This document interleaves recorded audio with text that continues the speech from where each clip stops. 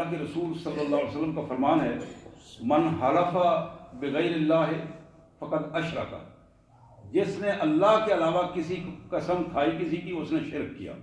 مطلب دو ٹوک سی بات ہے، اس میں کوئی نہ تعویل کی بات ہے نہ کوئی اور سادہ سادہ بات ہے۔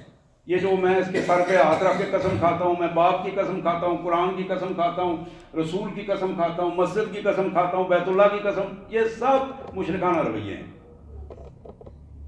من حلف، میں حدیث کے یہ الفاظ پڑھ رہا ہوں، من حلف بغیر اللہ فقد اشرک، یہ سیاستہ کی حدیث ہے۔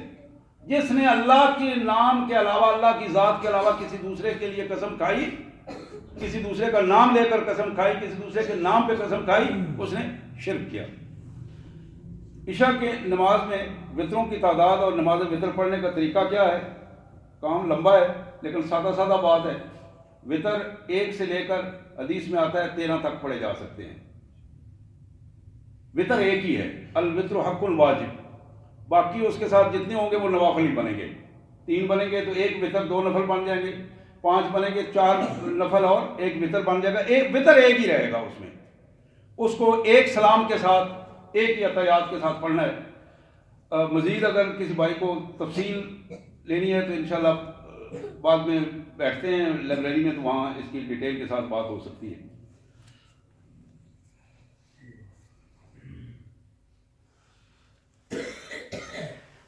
یہ ہمارے بھائی مولانا محمد مشتاق چیمہ صاحب، جو جمعیت مرکزی جمعیت اہل حدیث کے گوجرانوالہ کے رہنما ہیں، انہوں نے یہ چٹ بھی بھیجی ہے اور ایک فرق بھی بھیجا ہے کہ ہم ایک مرکز تعمیر کر رہے ہیں، عثمانیہ سلفیہ اور جامعہ مسجد آمنہ نئی آبادی سینسرا گرایا گلی نمبر 28 میں، جو جی مگنولیا پارک کے پاس ہے۔